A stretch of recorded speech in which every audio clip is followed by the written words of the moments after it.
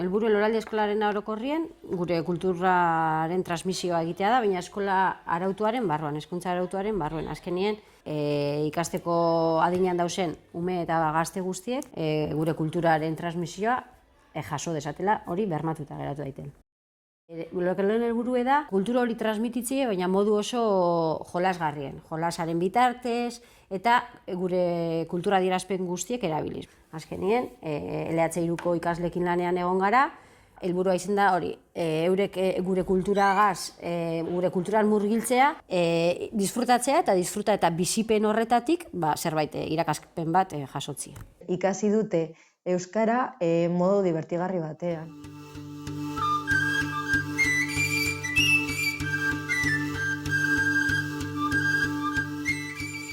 Saio guztiak kultura adierazpide bat aukinda behar datz, saio bat edo bi, hori erakarpen mailaren arabera, eta lehenengokoa 10-15 minutu transmisioa eta gainontzekoa euren esperimentazioa. Kultura adierazpide horrekin esperimentazioa.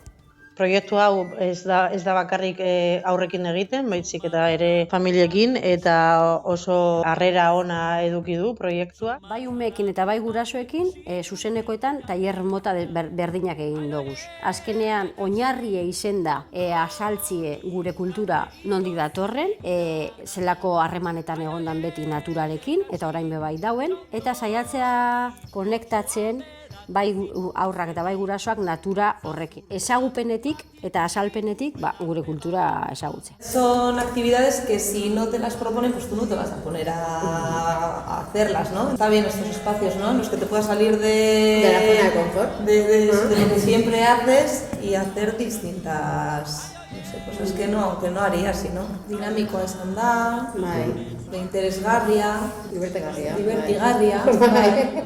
Egiten dugu gauza divertigarriak.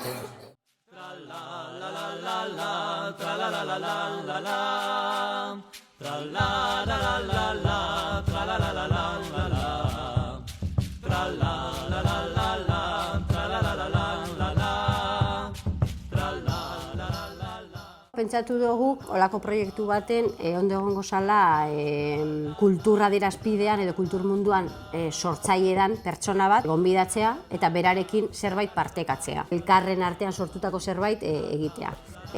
Eta gero mural bat egingo dugu eskola ondoko horma batean, auzoarena dana, eta bebai nahi dugu moduren baten komunitarioa izatea, komunidadeari eskainitako zerbait izatea eta komunidadea ere, eskola komunitatea eta auzoko komunitatea bebai implikatzea proiektu horretan.